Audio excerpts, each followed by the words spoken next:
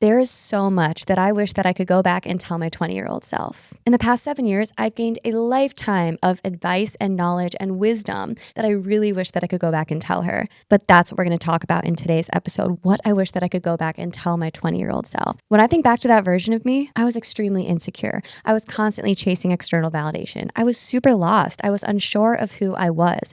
I was making all these decisions that this version of me now would honestly never have made or would have done entirely differently. She clung to unhealthy friendships. She was chasing toxic, unavailable guys. She was pursuing these unfulfilling paths just because everyone else was doing it. She was sticking to what felt safe, not what felt good. And in the last most important point that I'm going to make in today's episode, I'm going to share why all of that was crucial to my journey and why it was actually all a positive thing. But in the meantime, let's dive into the biggest pieces of advice that I would tell my 20-year-old self.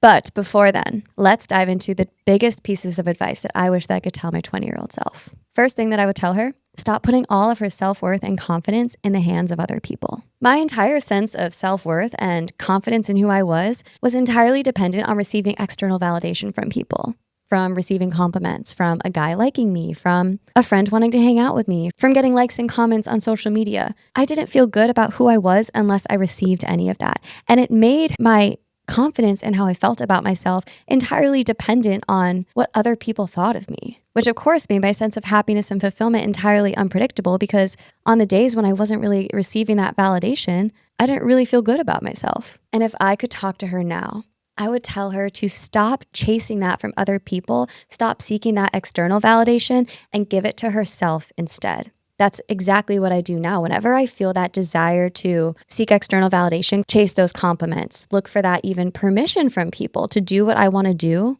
for someone to tell me that that's the right path or that I'm doing a good job or that I look okay, I turn it back inwards. I remind myself that I don't need anyone's permission and I can choose to trust my own judgment instead. Because every single time that I do trust my own judgment and make my own decisions without seeking that external permission or validation, I build my confidence. I build my self-trust. Every single time I turn inward instead of turning outward to chase that externally, I feel more confident. That true sense of confidence, not that fleeting one that you get from receiving the compliment or getting that external validation for a minute and then you're left wanting more. So I have built such confidence and self-trust just by trusting my own judgment and making my own decisions, not asking for anyone else's opinion. And imagine if I started that at 20, right? I'd be miles more confident right now. But alas, if only. Second thing I would tell her, don't play it safe. Stop playing it safe.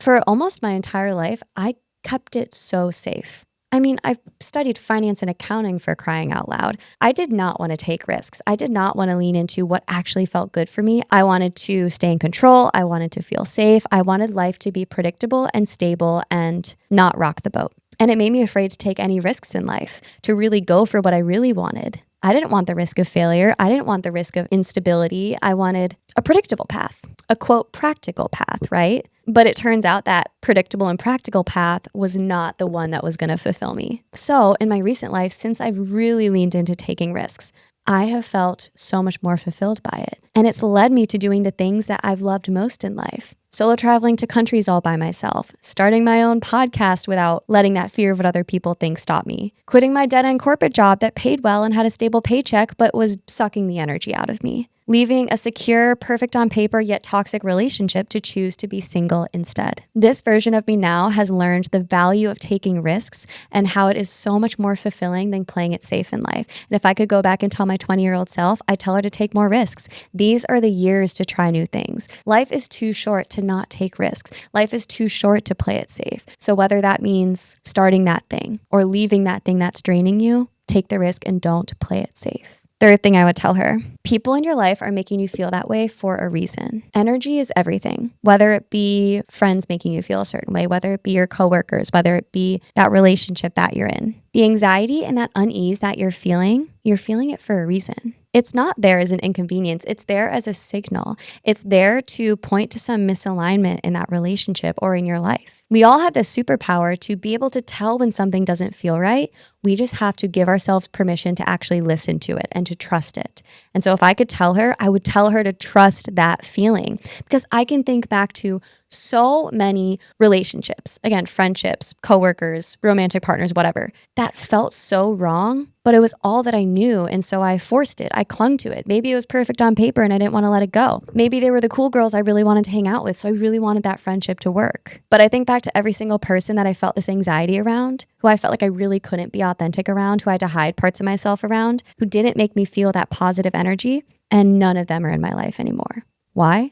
Because they weren't meant for me. That misaligned feeling was there for a reason. That anxiety was coming up for a reason because energy is everything. At 20, I had no idea to trust that energy. I would always blame myself like, oh, you're just overthinking it. I would kind of like gaslight myself. It's kind of crazy. Like, oh, but there's no reason I should be feeling that way. Or they're great in all these other ways. Like you should just ignore that.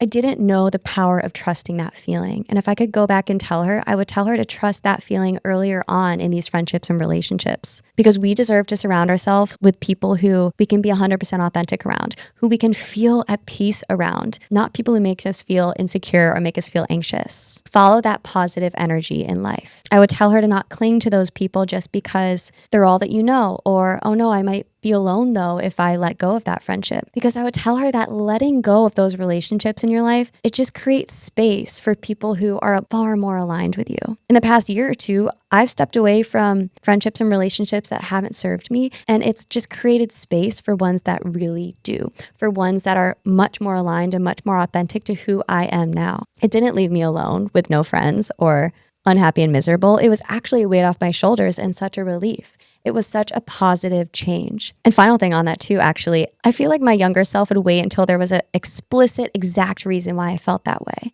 I wouldn't just trust the feeling to trust the feeling. There had to be like a big thing that happened or a logical reason why I would have to step away. But you can just trust that feeling. You can trust if something is off with a certain energy with a person, and then it'll become obvious later, but know that it's there for a reason. Stepping away is the best thing you can do if you feel that misalignment, if you feel that negative energy from people over and over again. Trust that feeling. It's for a reason.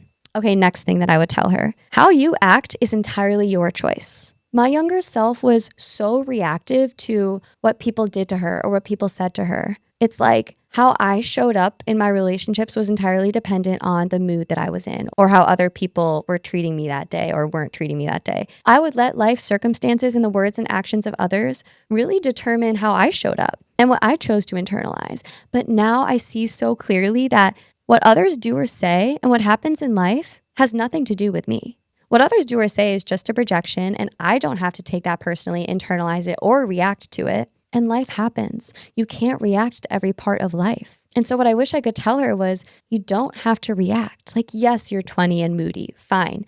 You don't have to let that mood take over you. You don't have to let that life circumstance impact your entire day and how you treat the people you love. You don't have to let their words and actions mean that you stoop down to their level. I would tell her that you can choose how you choose to show up. No matter what, it's always your choice to show up with kindness, to show up with love, to show up as the person you want to show up as, and that life and other people don't have to impact how you choose to show up and who you value showing up as. And that willpower is always stronger than that lingering mood or that reactivity that might come up for a moment. Because the truth that I've really learned is there's absolutely nothing worth reacting for. There's no good that comes from reacting or that comes from being unkind or being unloving or closing ourselves off. There's no good that comes from it. And so you can choose to be the person who shows up with love and kindness no matter what. And if other people don't reciprocate that, just know that it's not about you. It's always a projection.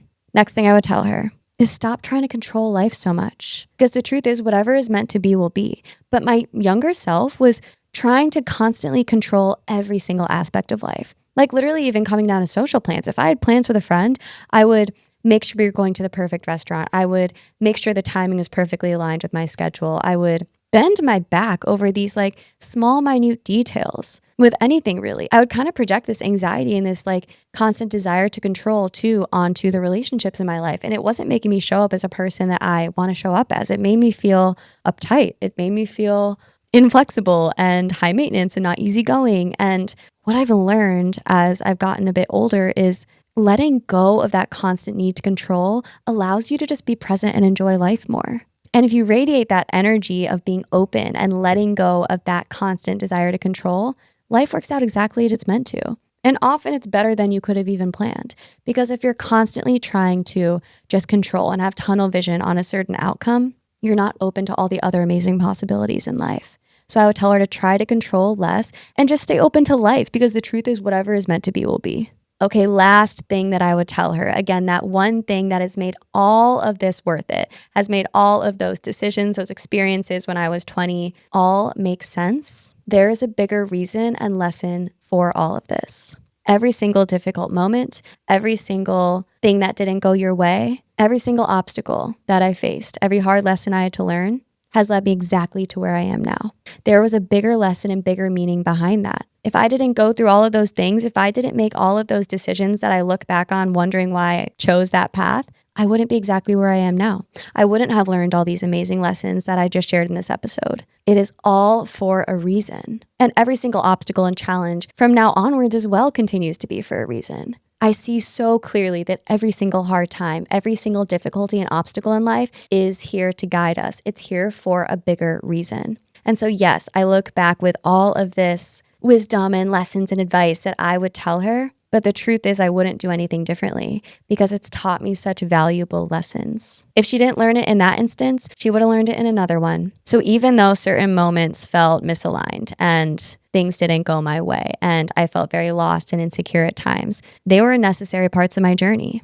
And I'm grateful for all of the wisdom and lessons that it's taught me. This hard time, this obstacle, this challenge, this misalignment is here for a bigger reason. And that is the biggest thing that I would tell her. I hope you enjoyed this episode. If you did, don't forget to press follow or subscribe wherever you are listening. And I'll see you all again soon on your journeys to living fulfilled.